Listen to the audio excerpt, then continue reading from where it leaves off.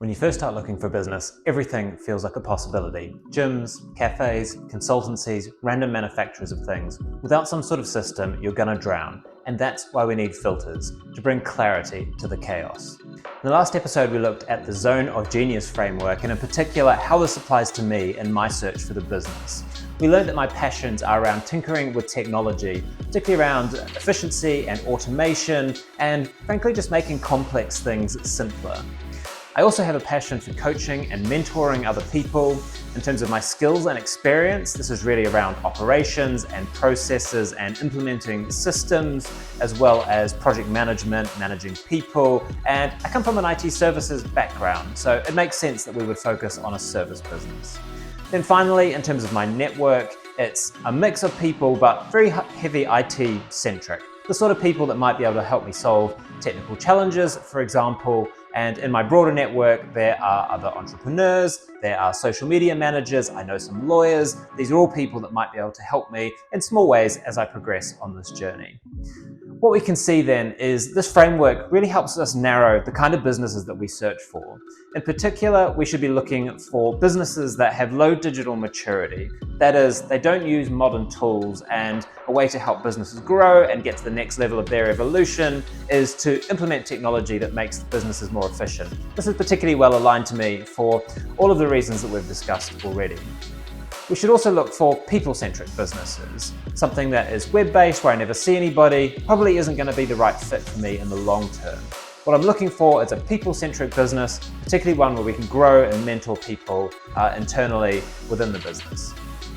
And then finally, because of my services background, I can probably rule out any sort of manufacturing and should really focus on services, in particular project-led services, and probably more specifically again, technical project-led services. But before we start picking businesses, we should consider some other filters to really set ourselves up for success. The first set of filters, again taken from Main Street Millionaire, is SOWS, S-O-W-S, which is really around finding businesses that are stable today, but that we can grow. The S stands for stale. This is businesses that use outdated technology that would benefit from technical tooling. The O is old. We're looking for businesses that have been around for a little while. And the reason for that is we know that they've weathered some economic cycles, weathered the pandemic even, and that tells us something about the stability of that business in the long term. The W is for weak. We are looking for weak competition, or at least competition that's not using modern tools, that is a little bit legacy, something that's going to be easier to compete against. And the final S is simple. We're looking for a business that is easy to understand. Can we get involved and understand how the business is functioning? And can we explain it to other people? That's going to be really important when we start pitching and asking people for money. The next model we can apply is BRRT. The B stands for buy. We're looking to buy a business that has cash flows and has repeat business, ideally recurring revenue, perhaps some sort of subscription or maintenance plan, for example. This gives us a firm base on which to build our business and growth plans on. The second R is recession resistant. Can we pick a business that is not a luxury, is the sort of thing that even if there was an economic downturn, people wouldn't immediately cancel? The second R is rates. Is this a business that we could put up prices, increase the rates and increase revenue?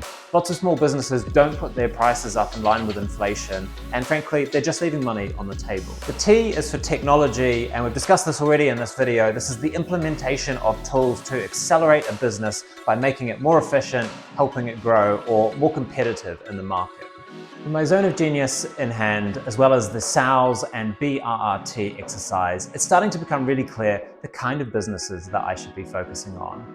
But as Warren Buffett told the Berkshire Hathaway stakeholders, it's really important that you find industries that are supported by tailwinds and not headwinds. How do you find the businesses that are ascendant in our economy and not those that are in decline?